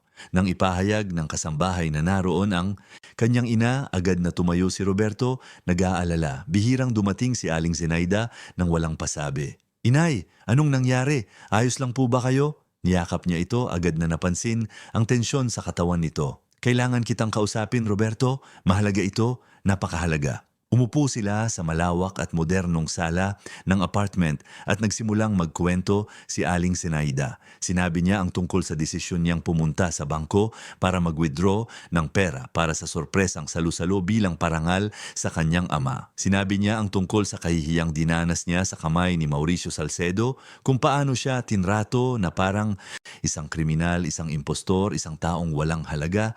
Nanginginig ang kanyang boses habang inaalala ang araw na iyon, ngunit nanatili siyang matatag, determinadong sabihin ang lahat. Tahimik na nakikinig si Roberto, ngunit nagbabago ang kanyang mukha. Ang pagod ay napalitan muna ng pagkalito, pagkatapos ay ng hindi paniniwala at sa wakas ay ng purong galit. Ang kanyang ina, ang sarili niyang ina ay hiyang-hiya sa bangko ng pamilya dahil sa isang manager na siya mismo ang tumulong na ipromote 2 taon na ang nakalipas dahil sa kanyang kahangahangang resulta sa pananalapi. Sa bawat salitang sinasabi ni Aling Zenaida, naramdaman ni Roberto ang hiya at kasalanan na lumalaki sa loob niya na parang isang nakakasakal na alon. Ngunit hindi doon tumigil si Aling Zenaida. Ikinuwento niya ang tungkol kay Josefa sa kabaitan ng simpleng babaeng iyon, kung paano niya isinugal ang lahat para magpakita ng pagkatao. Ikinuwento niya ang tungkol sa pagkakaibigang nabuo sa pagitan nila, tungkol kay Lucas at sa kanyang mga pangarap, tungkol sa mga hirap na kinakaharap ni Josefa araw-araw. At pagkatapos na may boses na puno ng sakit at galit, ikinuwento niya ang tungkol sa malupit na frame-up, kung paano tinanggal si Josefa sa ilalim ng mga pekeng akusasyon, kung paano nasaksihan ng kanyang anak ang pag-escort sa kanyang ina palabas ng bangko na parang isang kriminal. Nang matapos siya, ang katahimikan na bumalot sa sala ay makapal at mabigat. Nakatayo na ngayon si Roberto, nanginginig ang mga kamay, namumula ang mukha. Naglalakad siya pabalik-balik, hindi mapakali, hindi kayang iproseso ng buo ang laki ng kanyang narinig. Inay, ako, hindi ko alam ang sasabihin. Paano ito nangyari? Paano ko hinayaang mangyari ito? Hindi mo hinayaan, anak. Hindi mo alam. Pero ngayon alam mo na. At ngayon kailangan mong kumilos. Tumigil sa paglalakad si Roberto at tumingin sa kanyang ina. Sa mga mata nito, nakamukhang kamukha ng kay Armando, nakita niya ang isang halo ng sakit, determinasyon at isa pa. Isang tahimik na pakiusap na maging lalaking pinalaki sa kanya ng kanyang ama, ang lalaking naglalagay ng mga prinsipyo sa itaas ng kita, mga tao sa itaas ng mga numero. Tama ka, kailangan kong ayusin ito. Pupunta ako doon bukas mismo, tatanggalin ko ang manager na yon. Ako'y hindi, pinutol ni Aling Zenaida. Inilagay ang kanyang kamay sa kamay ng kanyang anak. Hindi ganyan. Kung tatanggalin mo lang siya, magiging isa na namang pagtanggal yon, isa na namang pinalitang manager. Ang sistema ay mananatiling pareho, ang kultura ay mananatiling pareho. Kailangang maging iba, kailangang maging isang malinaw na mensahe hindi lamang para sa bangkong ito, kundi para sa buong organisasyon. Umupo muli si Roberto, ngayon ay nagbibigay ng buong atensyon. Ano ang iyong mungkahi? Isang sorpresang pag-audit, kumpleto, ikaw ang board, lahat ng mga direktor. Pumunta kayo sa sangay na yon nang walang pasabi, siya sa atin ang lahat, harapin ang lahat. At sasama ako. Gusto kong nandun ako kapag lumabas ang katotohanan. Gusto kong malaman ng lalaking yon kung sino talaga ako, kung sino ang kanyang minamaltrato. Ngunit mas mahalaga, gusto kong makatanggap si Josefa ng hustisya, hindi lamang isang tawag na humihingi ng paumanhin. Tunay na hustisya, pampubliko, tulad ng kung paano naging pampubliko ang kahihiyan. Tiningnan ni Roberto ang kanyang ina nang may halo ng paghanga at kalungkutan. Naroon ang babaeng nagpalaki sa kanya, ang parehong babaeng nagtitinda ng gulay sa palengke nang makilala niya ang kanyang ama, ang parehong babaeng hindi kailanman nasira ng yaman, ang parehong babaeng minahal ni Armando hanggang sa huling hininga dahil sa hindi matitinag na integridad na ito. Dahan-dahan siyang tumango. Sige, gagawin natin sa paraan mo. Pero inay, nag-alinlangan siya. Nanginginig ang boses, pasensya na. Sobrang pasensya na. Dahil hindi ako nagbigay pansin, dahil sobrang abala ako sa trabaho na hindi ko napansin kung ano ang nangyayari sa ilalim mismo ng aking ilong. Mapapahiya si Itay sa akin. Tumayo si Aling Zenaida, lumapit sa kanyang anak at hinawakan ang kanyang mukha sa pagitan ng kanyang mga kamay, tinitingnan siya sa mata ng may lambing. Ang iyong ama ay magiging proud sa lalaking ikaw ngayon, ngunit magiging masaya rin siyang malaman na may oras ka pa para itama ang landas. Hindi ka responsable sa masamang desisyon ng manager na iyon, Roberto. Ngunit, responsable ka sa kung ano ang gagawin mo mula ngayon. Ginugol nila ang gabi sa pagpaplano ng bawat detalye. Tinawagan ni Roberto ang mga miyembro ng board, nagpatawag ng isang emergency meeting para sa susunod na umaga sa headquarters. Iginigiit ni Aling Zenaida na dapat isama rin si Larissa, ang empleyada sa technology, dahil nabanggit ni Carmen na may access siya sa mga security recording at maaaring may ebidensya ng kung ano talaga ang nangyari. Samantala, sa kabilang panig ng lungsod sa maliit na inuupahang bahay sa labas ng Makati, nararanasan ni Josefa at Lucas ang kanilang pinakamadilim na mga araw. Ang pera mula sa kanyang separation pay ay halos hindi sapat para bayaran ang atrasadong upa at mga pangunahing bayarin. Ginugugol ni Josefa ang gabi na gising, tahimik na umiiyak para hindi marinig ng kanyang anak, lubog sa isang desperasyon na tila walang katapusan. Ang pampublikong kahihiyan ay nangangahulugan na halos imposible nang makahanap ng ibang trabaho. Sino ang kukuha sa isang taong tinanggal dahil sa just cause sa ilalim ng akusasyon ng pagnanakaw? Si Lucas naman ay determinado ng iwanan ang review center at magsimulang magtrabaho. Nakipag-usap na siya sa may-ari ng isang kalapit na tindahan na nag-alok ng trabaho bilang bagger. Hindi gaanong kalaki, ngunit makakatulong. Ang pangarap na maging doktor ay kailangang maghintay, marahil magpakailanman. Ang mahalaga ngayon ay tulungan ang kanyang ina, suklian ang kaunti sa lahat ng kanyang isinakripisyo para sa kanya sa loob ng mga taon. Sinusubukan siyang pigilan ni Josefa, nagmamakaawa na huwag iwanan ang kanyang pag-aaral, ngunit matigas ang ulo ni Lucas tulad niya. Nagtatalo sila gabi-gabi at ang tensyon sa maliit na bahay ay halos mahahawakan. Nakikita ni Josefa na gumuho ang pangarap ng kanyang anak at nakakaramdam siya ng kasalanan na para bang siya ang may pananagutan sa lahat ng masamang nangyayari. Sa ikatlong araw matapos ang pagtanggal, maagang gumising si Lucas at nagsuot ng isang simpleng damit. Pupunta siya sa tindahan para tanggapin ang trabaho. Nang mapansin ni Josefa ang kanyang mga intensyon, sinubukan niya siyang pigilan sa huling pagkakataon. Anak, pakiusap, huwag mong gawin ito. Gagawa tayo ng paraan, hahanap ako ng ibang trabaho, magpatuloy ka sa pag-aaral. Inay, wala nang ibang paraan. Hinawakan ni Lucas ang kanyang mga kamay, nangingilid ang mga luha. Nagpakahirap ka sa buong buhay mo para sa akin. Hayaan mo naman akong suklian ka ngayon. Pwedeng maghintay ang medisina, ikaw hindi. Ngunit, bago siya umalis, tumunog ang doorbell. Kakaiba, bihirang may bumisita sa kanila lalo na ng ganito kaaga. Maingat na binuksan ni Josefa ang pinto at nakita ang isang babaeng hindi niya kilala, maganda ang bihis, may hawak na isang executive folder. Josefa da Silva? Opo, ako nga po. Sagot ni Josefa, bumibilis ang tibok ng puso. Mayroong isang bagay sa ekspresyon ng babaeng iyon na mahirap basahin. Ang pangalan ko po ay Adriana Campos, mula sa Human Resources Directorate ng Bangko Reyes. Pwede po ba akong pumasok? May kailangan po akong pag-usapan sa inyo na mahalaga. Naramdaman ni Josefa na nanghina ang kanyang mga binti. Legal na problema na ba ito ngayon? Kakasuhan na ba siya? Lumapit si Lucas, tumayo sa tabi ng kanyang ina na parang nagpoprotekta. Napansin ni Adriana ang takot sa kanilang mga mata at mabilis na idinagdag. Pakiusap po, huwag po kayong matakot. Hindi po ako naparito para magdulot ng problema. Naparito po ako para magdala ng hustisya.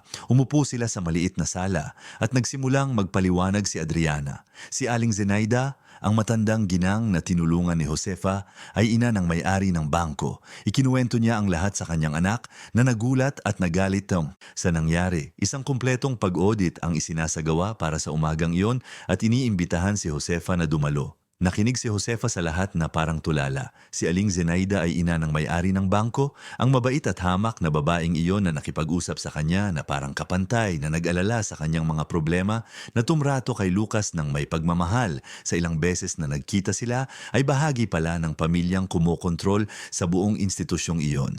At ikinuwento niya po ang nangyari. Tanong ni Josefa, halos hindi makapaniwala. Ikinuwento niya po ang lahat. Sagot ni Adriana na may magiliw ng ngiti. At naroon po siya ngayon kasama si Ginoong Roberto at ang buong board. Gusto po nilang marinig ang inyong panig, gusto po nilang magbigay ng hustisya. Pero kung tatanggapin ninyo pong pumunta, alam ko pong maaaring trauma kayo na maaaring mahirap bumalik doon, pero maniwala po kayo sa pagkakataong ito, magiging iba. Hinawakan ni Lucas ang kamay ng kanyang ina, mahigpit na pinisil. Kailangan ninyong pumunta, inay. Kailangan ninyong linisin ang pangalan ninyo. Tumingin si Josefa sa kanyang anak sa batang iyon na naging lalaki ng maaga na handang isakripisyo ang kanyang mga pangarap para sa kanya. At isang bagay sa loob niya, isang bagay na nasira mula noong terribleng hapon na iyon ay nagsimulang mabuo muli.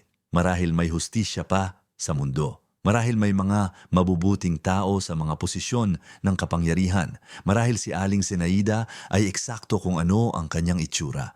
Isang anghel na nagbabalat kayo bilang isang matandang ginang na ipinadala upang ipakita na may kabutihan pa. Pupunta ako, sabi niya, matatag ang boses sa unang pagkakataon sa loob ng ilang araw. Oo, pupunta ako, habang naghahanda silang umalis, nang hindi nila alam. Sa ibang bahagi ng lungsod, si Mauricio Salcedo ay nagkakaroon ng pinakamagandang araw ng kanyang linggo. Katatanggap lang niya ng isang email na nagsasabing makakamit niya ang quarterly targets ng may malaking agwat na nangangahulugan ng isang malaking bonus. Ipinagmamalaki niya ang kanyang sarili, ang kanyang kahusayan, kung paano niya pinapanatiling gumagana ang sangay na iyon na parang isang makinang maayos ang langis. Si Valeria ay masayang-masaya rin. Dahil wala na si Josefa, naramdaman niyang sa wakas ay napapatatag na niya ang kanyang posisyon. Ipinapakita kay Mauricio na siya ay isang mahalagang kaalyado. Nagsisimula na siyang magplano ng mga susunod na hakbang sa kanyang pag-akyat sa korporasyon. Iniisip ang kanyang sarili bilang regional manager sa loob ng ilang buwan. Walang sino man sa kanila ang may ideya sa bagyong malapit ng bumagsak sa kanilang mga ulo. Walang sino man sa kanila ang nag-akala na ang umagang iyon na nagsimula ng normal ay magtatapos sa pagkawasak ng kanilang mga karera at paglalantad ng kanilang mga tunay na mukha para makita ng lahat. Sa headquarters ng bangko, tinipon ni Roberto ang board sa isang emergency meeting. Ipinakita niya ang mga impormasyong ibinigay ng kanyang ina. Ipinakita ang mga ulat na ipinakuha niya ng madalian tungkol sa sangay ni Mauricio at iminungkahi ang sorpresang pag-audit. Nag-alinlangan ang ilang direktor, nag-aalala sa pampublikong exposure, ngunit matatag si Roberto. Ito ay tungkol sa mga prinsipyo, tungkol sa pagpaparangal sa alaala ng kanyang ama, tungkol sa pagpapatunay na ang Bangko Reyes ay isang institusyon pa rin na nagmamalasakit sa mga halaga at hindi lamang sa mga numero. Dumating si Aling Zenaida sa headquarters na nakasuot ng simpleng damit, ngunit mayroong isang dignidad sa kanyang tindig na nagpahanga sa lahat ng mga direktor na naroroon.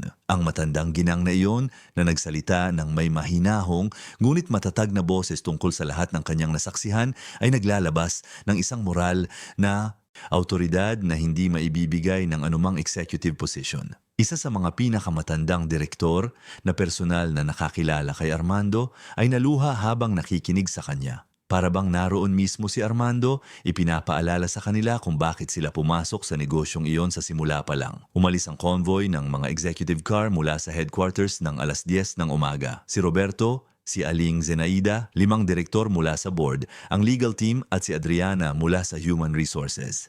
Sabay-sabay silang nagtungo sa sangay sa Ayala Avenue kung saan naghihintay si Mauricio Salcedo nang walang kamalay-malay malapit ng maranasan ang pinakamahalaga at pinakateribling araw ng kanyang karera. Sa loob ng isa sa mga sasakyan, hawak ni Aling Zenaida ang kamay ni Roberto. Mag-ina na nagkakaisa hindi lamang sa dugo, kundi sa isang layunin.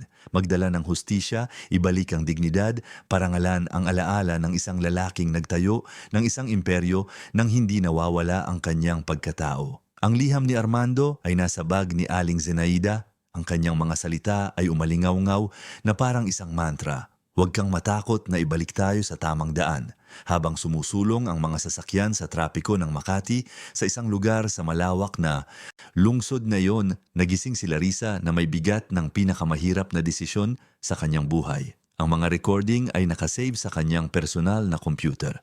Ang ebidensya ng katotohanan ng frame-up laban kay Josefa ng kalkuladong kalupitan ni Mauricio at Valeria. Hawak niya ang kapangyarihang baguhin ng lahat, magbigay ng hustisya, ngunit natatakot din siya sa mga kahihinatnan. Ito ay isang pagpipilian sa pagitan ng kanyang konsensya at kanyang seguridad sa pagitan ng paggawa ng tama at pagprotekta sa kanyang sarili. Tumingin siya sa larawan ng kanyang ina sa bedside table, ang babaeng nagpalaki sa kanya na maging tapat, may integridad at matapang. Ano kaya ang sasabihin niya kung malalaman niyang ang kanyang anak ay may ebidensya ng isang terribling kawalang katarungan ngunit natatakot na ilantad ito? Huminga ng malalim si Larissa, kinuha ang pendrive kung saan niya inilagay ang kopya ng mga recording at gumawa ng desisyon. Pupunta siya sa bangko sa araw na yon at ibibigay ang lahat anuman ang mangyari.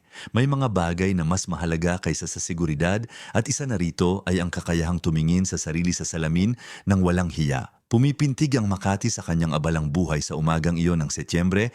Milyon-milyong tao sa kanilang mga gawain, bawat isa ay may dalang mga hindi nakikitang drama. Ngunit sa partikular na araw na iyon, sa isang partikular na sangay ng isang partikular na bangko, ang katotohanan ay malapit nang lumabas mula sa mga anino, ang hustisya ay malapit nang maibigay, at ang mga buhay ay malapit nang magbago magpakailanman. Ang bagyo na sinimulang buuin ni Aling Zenaida sa kanyang tahimik na dignidad at walang kondisyong pagmamahal noong unang araw na pumasok siya sa bangkong iyon ay sa wakas ay malapit ng bumagsak ng buong lakas sa mga taong nag-aakalang ang kapangyarihan at kayabangan ay ginagawa silang hindi matitinag. Alas 11 ng umaga nang huminto ang mga sasakyan sa harap ng Bangko Reyes sa Ayala Avenue. Ang karaniwang galaw sa bangko ay nagpapatuloy, mga kliyente na pumapasok at lumalabas, mga empleyado na abala sa kanilang mga gawain. Walang nakapansin ng anumang espesyal sa convoy ng mga executive vehicle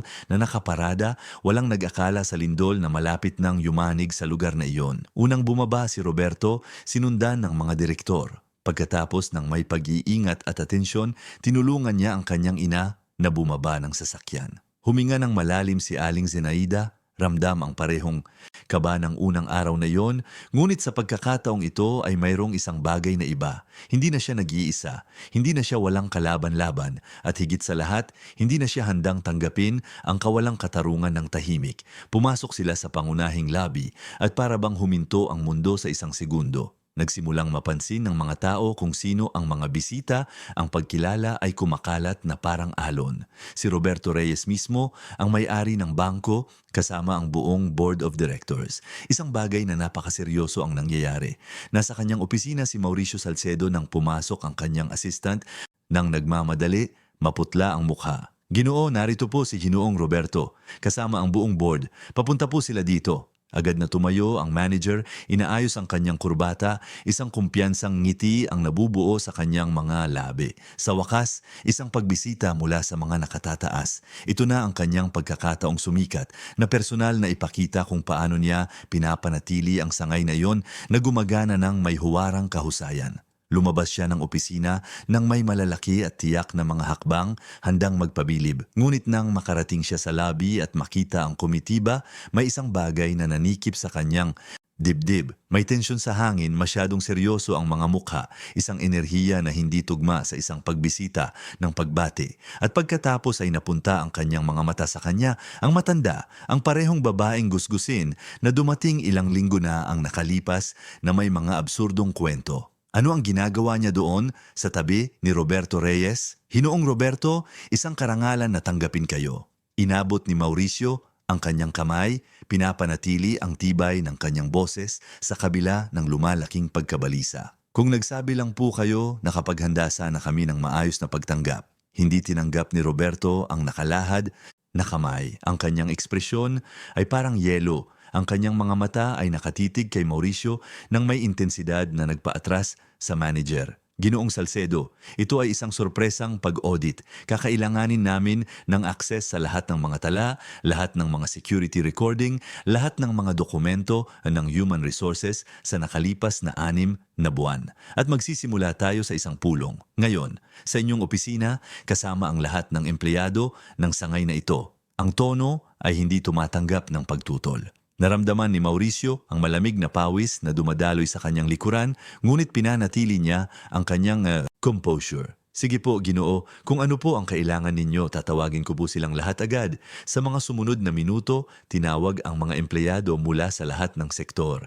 Mga teller, guwardiya, administrative staff, lahat ay nagtipon sa meeting area sa ground floor. Ang bulungan ng haka-haka ay palaging naroroon. Ano ang nangyayari? May matatanggal ba? Ibinebenta ba ang bangko? Huling dumating si Valeria Montesilo galing sa isang pulong sa labas.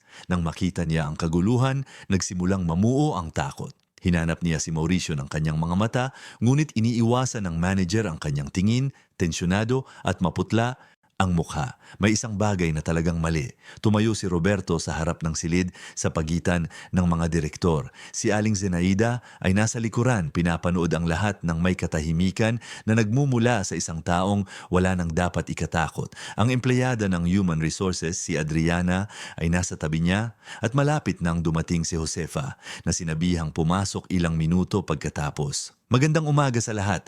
Ang boses ni Roberto ay matatag na umalingaw-ngaw sa silid. Naparito ako ngayon dahil nakatanggap ako ng napakaseryosong impormasyon tungkol sa pagpapatakbo ng sangay na ito. Impormasyon tungkol sa pang-aabuso ng autoridad, pag-uusig sa mga empleyado at ang mas malala pa, isang kriminal na frame-up para sa hindi makatarungang pagtanggal. Ang katahimikan na bumalot ay ganap. Lahat ng ulo ay lumingon kay Mauricio na nakatayong nakasandal sa pader, ang kanyang mukha ay ganap ng puti. Naramdaman ni Valeria na nanghina ang kanyang mga binti. Ilang linggo na ang nakalipas, patuloy ni Roberto, isang ginang ang pumunta sa sangay na ito para mag-withdraw, isang simpleng transaksyon. Ngunit sa halip na matanggap ang magalang na serbisyo na nararapat sa sino mang kliyente, siya ay hiyang-hiya sa publiko, pinagtawanan, inakusahan na isang impostor at tinrato na parang walang halaga bilang isang tao. Huminto si Roberto, hinahayaan ang kanyang mga salita na tumagos. Ang ginang na iyon ay aking ina. Si Aling Zenaida Reyes, biyuda ni Armando Reyes, ang nagtatag ng bangkong ito. Ang pagkabigla ay pangkalahatan. Namutla ang mga mukha, bumukas ang mga bibig, ang mga tingin ay lumingon kay Aling Zenaida nang may halo ng takot at hindi paniniwala. Naramdaman ni Mauricio na bumukas ang sahig sa ilalim ng kanyang mga paa. Ang babaeng iyon, ang babaeng minamaltrato niya, pinagtawanan, hiyang-hiya sa publiko, ay ina ng may-ari ng bangko, ngunit hindi doon nagtatapos ang kwento. Patuloy ni Roberto, ang kanyang boses ngayon ay puno ng pigil na galit. Isang empleyada ng sangay na ito, isang babaeng nagtrabaho dito sa loob ng 15 taon nang may huwarang dedikasyon ay nagkaroon ng lakas ng loob na magpakita ng habag. Nag-alok siya ng isang basong tubig, nagpakita ng pangunahing paggalang at dahil doon, dahil sa simpleng kilos na yon ng pagkatao, siya ay ginipit, siniraan at sa wakas ay tinanggal sa ilalim ng mga pekeng akusasyon ng pagnanakaw. Sa sandaling iyon, bumukas ang pinto at pumasok si Josefa. Nakasuot siya ng pinakamagandang damit na mayroon siya, maayos na, nakatali ang buhok ngunit hindi niya maitago ang mga senyales ng kanyang kamakailang pagdurusa. Malalim na eyebags, isang payat na mukha ng isang taong hindi kumakain ng maayos sa loob ng ilang araw. Nang magtama ang kanilang mga mata ni Aling Zenaida, agad na bumuhos ang mga luha. Nagyakapan ang dalawang babae sa gitna ng silid na puno ng tao at sa yakap na iyon ay mayroong pinagsamang sakit, pinagsamang pakikibaka, ngunit mayroon ding nabuhay na pag-asa. Tahimik na nanonood ang mga empleyado, marami ang may luha sa kanilang mga mata.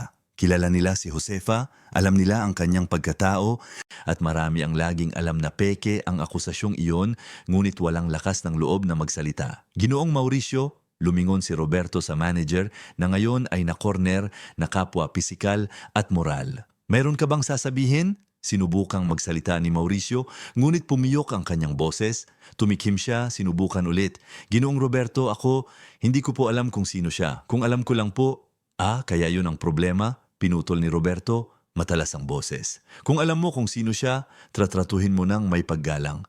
At lahat ng ibang tao na hindi ina ng mga may-ari ng bangko, pwede silang hiyain ng walang problema. Hindi ko po iyon ibig sabihin. Nagatubili si Mauricio, naghahanap ng mga salita. Pinoprotektahan ko lang po ang interes ng bangko. Sinusuri ang isang kahina-hinalang sitwasyon. Kahina-hinala? Ang boses ni Aling Zenaida ang pumutol sa hangin sa unang pagkakataon. Tinawag mo akong palamunin. Sinabi mong nag-iimbento ako ng mga kwento para manloko. Hiyang-hiya mo ako sa harap ng 12-dosenang tao, tinrato mo ako na parang wala akong dignidad bilang isang tao. At lahat ng yon dahil simple lang ang suot ko, dahil hindi ako mukhang mayaman sa iyong mga mata, ang katahimikan na sumunod ay nakakabingi. Walang sagot si Mauricio. Walang posibleng sagot na maaaring magpaliwanag doon. At tungkol kay Josefa, patuloy ni Aling Zenaida, lumingon ngayon sa lahat. Ang kahangahangang babaeng ito ay tinanggal dahil nagtanim ka ng pera sa kanyang bag. Oo, narinig ninyong lahat. Nagtanim ng peking ebidensya para sirain ang buhay ng isang matapat na tao, isang masipag na ina na nag-iisang sumusuporta sa isang matalinong anak na nangangarap maging doktor. Sa sandaling iyon, bumukas muli ang pinto at pumasok si Larissa. Kinakabahan siya, hawak ang isang pendrive nang nanginginig ang mga kamay, ngunit may determinasyon sa kanyang mga mata. Humingi siya ng paumanhin at diretsong lumapit kay Roberto. Ginoong Roberto, ang pangalan ko po ay Larissa Matos, nagtatrabaho sa Technology Department. Hawak ko po ang mga security recording na nagpapatunay sa lahat ng sinasabi dito. Hawak ko po ang video ni Ginoong Mauricio at Ginang Valeria na pumasok sa dressing room at nagtanim ng pera sa bag ni Josefa. Hawak ko po ang lahat. Ang epekto ay mapangwasak. Si Valeria na hanggang ngayon ay sinusubukang manatiling hindi nakikita sa likuran ng silid ay napahagulgol. Nagbukas at nagsara ng bibig si Mauricio ng ilang beses na parang isang isda sa labas ng tubig, ngunit walang tunog na lumabas. Kinuha ni Roberto ang pendrive mula sa mga kamay ni Larissa at tiningnan siya ng may paghanga. Salamat, hindi mo alam kung gaano kalaki ang tapang na ipinakita mo sa paggawa nito. Ikinonekta ng isa sa mga direktor ang pendrive sa isang projector at nagsimulang umikot ang mga recording sa puting pader ng silid.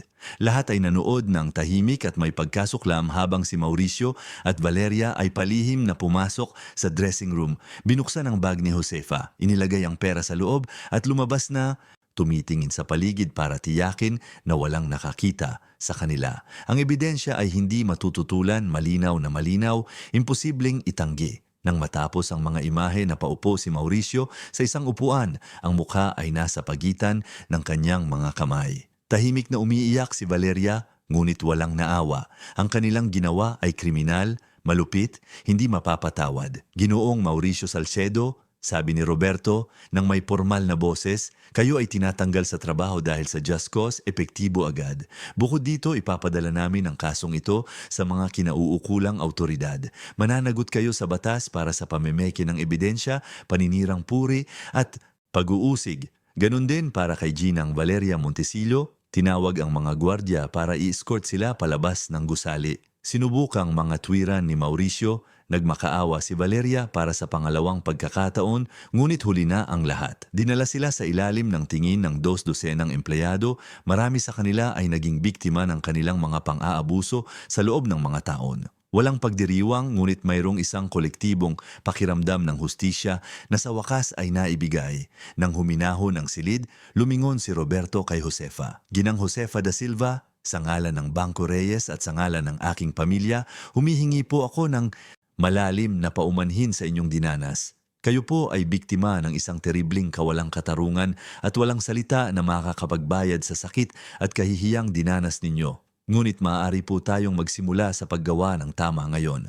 Tanging pag-iyak na lamang ang nagawa ni Josefa, nakasandal kay Aling Zenaida, hindi makapaniwala sa nangyayari. Kayo po ay opisyal na ibinabalik sa bangko, patuloy ni Roberto, kasama ang lahat ng karapatan at benepisyo na retroactive. Ngunit hindi lamang iyon. Lumilikha po ako ng isang bagong departamento na nakatuon sa kapakanan ng mga empleyado upang tiyakin na walang manggagawa dito ang tratratuhin ng may kawalang galang o pang-aabuso. At nais ko pong kayo ang mamahala sa departamentong iyon, hindi bilang isang janitress, kundi bilang isang supervisor na may katumbas na sahod at autoridad na magpatupad ng tunay na pagbabago. Ang pagkabigla sa mukha ni Josefa ay ganap. Hindi ko po alam ang sasabihin. Wala po akong sapat na pinag-aralan para diyan, Ginoo. Mayroon po kayong 15 taon ng karanasan sa pagkakita kung ano ang hindi gumagana, kung ano ang nakakasakit, kung ano ang sumisira. Mas mahalaga po iyon kaysa sa anumang diploma. At kung gusto ninyong mag-aral, babayaran po ng bangko ang inyong edukasyon. Ngumiti si Roberto sa unang pagkakataon sa umagang iyon. Maniwala po kayo po ang tamang tao para sa trabahong ito. Niyakap muli ni Aling Zenaida si Josefa, parehong umiiyak ngayon, ngunit ito ay mga luha ng saya, ng ginhawa, ng naibalik na hustisya. Sa paligid nagsimulang pumalakpak ang mga empleyado. Hindi araw-araw na nakikita nilang nananalo ang kabutihan, na nakikita nilang ang isang tulad nila ay itinataas, iginagalang at pinahahalagahan. Ngunit hindi pa tapos, si Roberto. Tinawag niya si Lucas na mahiyain na pumasok sa likod ng kanyang ina at nanatili sa isang sulok na sasaksihan ng lahat ng may nanlalaking mga mata. Binata, naiintindihan ko na nangangarap kang mag-aral ng medisina. Tumango si Lucas, hindi pa rin makapagsalita. Opo, Ginoo, pangarap ko po yon mula pagkabata. Mula ngayon, mayroon kang isang buong scholarship na sumasakop sa review center, kolehiyo, tirahan kung kinakailangan at lahat ng kailangan mo hanggang sa makapagtapos ka. Iyon ang pinakamaliit na magagawa namin matapos ang pinagdaanan ng inyong pamilya dahil sa amin. Naramdaman ni Lucas na nanghina ang kanyang mga binti. Hinawakan siya ng kanyang ina sa braso, parehong tulala. Ang pangarap na tila patay na ilang araw na ang nakalipas ay hindi lamang nabuhay muli, kundi garantisado na hindi na niya kailangang pumili sa pagitan ng pagtulong sa kanyang ina at pag-aaral. Maaari niyang gawin ang pareho. At ikaw, lumingon si Roberto kay Larissa na naroon pa rin nakatayo, kinakabahan, nagpakita ka ng tapang at integridad ng maaari mong piliin ang katahimikan. Iyon ay bihira at mahalaga. Itinataas kita sa posisyon ng Digital Security Coordinator na may malaking pagtaas sa sahod at autoridad na magpatupad ng mga protokol na magtitiyak na ang ebidensya ng masamang gawain ay hindi na kailanman babaliwalain o itatago. Nagsimulang umiyak din si Larissa. Ang mga buwan ng pagkabalisa ng mga ethical na dilema, ng mga gabing walang tulog, ay sulit lahat. Ginawa niya ang tama at sa unang pagkakataon sa mahabang panahon, ang pagpili na iyon ay hindi nagresulta sa parusa kundi sa pagkilala.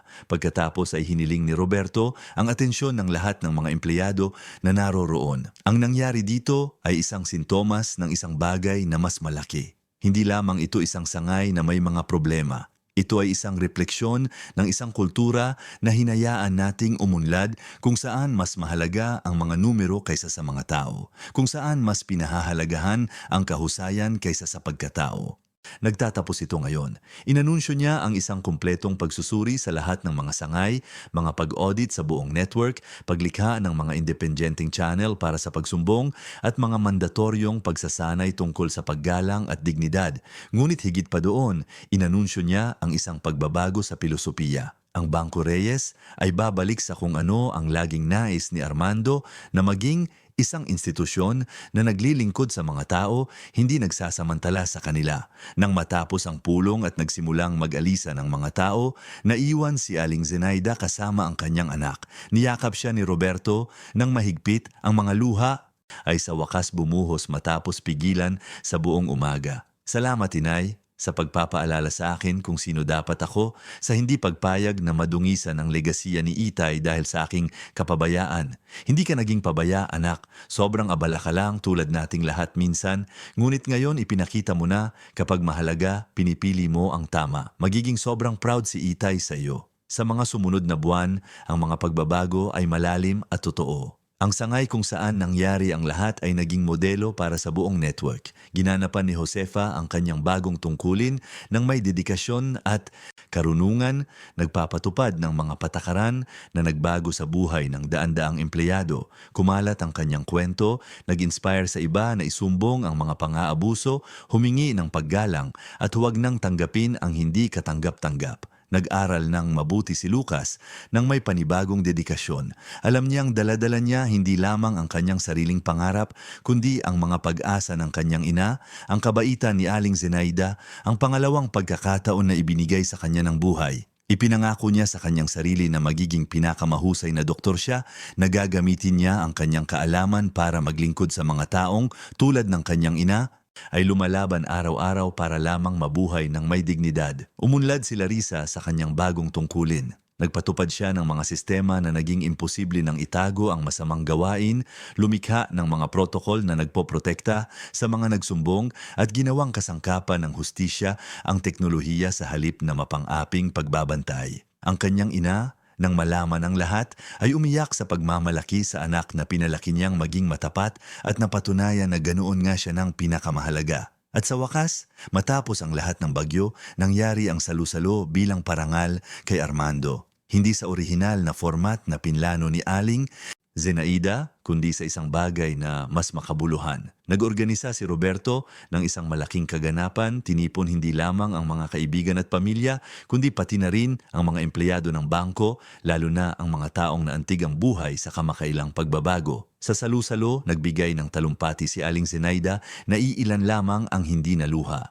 Nagsalita siya tungkol kay Armando sa matapat na lalaking yon sa mga halagang pinahahalagahan niya, ngunit nagsalita rin siya tungkol sa pagkatuto na ang mga legasya ay hindi nagbabagong estatwa ng nakaraan, kundi mga buhay na buto na kailangang alagaan, protektahan, minsan ay sagipin kapag nanganganib na masakal ng mga damo ng kasakiman at pagkalimot. Laging sinasabi ng aking asawa na ang isang institusyong pampinansyal ay hindi gawa sa pera kundi sa tiwala, at ang tiwala ay hindi itinatayo sa pamamagitan ng kahangahangang kita o magagandang gusali. Itinatayo ito sa pamamagitan ng pagtrato sa bawat tao, mayaman o mahirap, makapangyarihan o hamak, ng may pangunahing dignidad na nararapat sa bawat tao. Tumingin siya sa paligid, ang kanyang mga mata ay napunta kay Josefa, kay Lucas, kay Larissa, kay Roberto. Ngayon nakikita ko na ang aral na yon ay hindi namatay. Natutulog, lamang ito naghihintay ng tamang sandali para muling mamulaklak. Sa pagtatapos ng gabing yon, opisyal na inilunsad ng Magina ang Fundasyong Armando Reyes na nakatuon sa pagsuporta sa mga manggagawang biktima ng kawalang katarungan sa sektor ng pagbabangko. Ang pundasyon ay mag-aalok ng tulong legal, pansamantalang tulong pinansyal, mga scholarship para sa mga anak ng empleyado at higit sa lahat, isang ligtas na espasyo kung saan ang mga biktima ng corporate abuse ay makakahanap ng boses at hustisya. Si Josefa ay magiging isa sa mga coordinator ng pundasyon, gagamitin ang kanyang karanasan at empatiya para tulungan ang iba na dumaranas ng kanyang pinagdaanan. Si Lucas, kapag nakapagtapos na, ay nagplanong mag-alok ng libreng serbisyong medikal sa pamamagitan ng pundasyon. Si Larissa ay magde-develop ng mga ligtas at anonymous na sistema ng pagsumbong. Lahat sa anumang paraan ay ginagawang layunin ng kanilang mga sakit, ang kanilang mga sugat ay ginagawang tulay para tulungan ang iba. Si Aling Zenaida, na gumugol ng 3 taon na lubog sa nakakaparalisang pangungulila, ay nakahanap ng bagong kahulugan sa buhay. Hindi dahil mas kaunti na ang sakit ng pagkawala ni Armando, kundi dahil ngayon ang sakit na yon ay mayroong isang channel, isang paraan para maging isang bagay na produktibo at maganda. Tuwing may tinutulungan ang pundasyon, tuwing may isang kawalang katarungan na naitatama, nararamdaman niyang ngumingiti si Armando mula sa kung nasaan man siya, ipinagmamalaki ang babaeng pinili niya bilang kasama sa buhay at sa legasya. Si Roberto naman ay nagbago rin.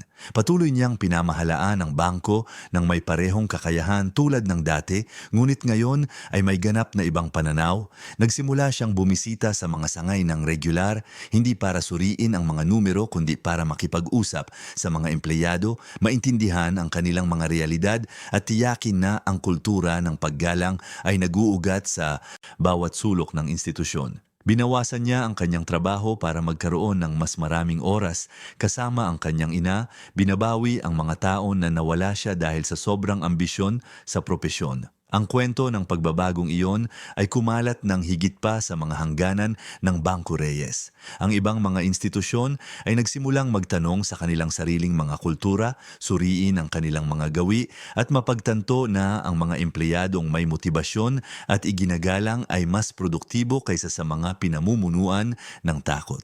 Ang pagbabago ay mabagal, tinututulan sa maraming lugar, ngunit nagsimula na ito. At lahat dahil sa isang matandang ginang na nakasuot ng simpleng damit ay nagkaroon ng lakas ng loob na hindi tanggapin ang kawalang katarungan at isang anak na nagkaroon ng kababaang loob na makinig sa kanyang ina at kumilos. Tungkol naman kina Mauricio at Valeria, nanagot sila sa batas para sa kanilang mga ginawa. Si Mauricio ay nahatulan at nawala ang lahat ng kanyang binuo sa pamamagitan ng mga questionabling pamamaraan. Si Valeria ay nakakuha ng isang kasunduan, ngunit ang kanyang karera sa sektor ng pagbabangko ay permanenteng natapos. Walang sino man sa kanila ang lubos na nakaunawa kung ano ang nawala sa kanila nang piliin nila ang kapangyarihan at kalupitan sa halip na empatiya at integridad. At sa gayon, sa isang umaga ng tagsibol, halos isang taon matapos ang nakamamatay na araw na iyon, umupo si Aling Zenaida sa kanyang hardin, may hawak na isang tasa ng tsaa at tumingin sa paligid ng may isang payapang ngiti.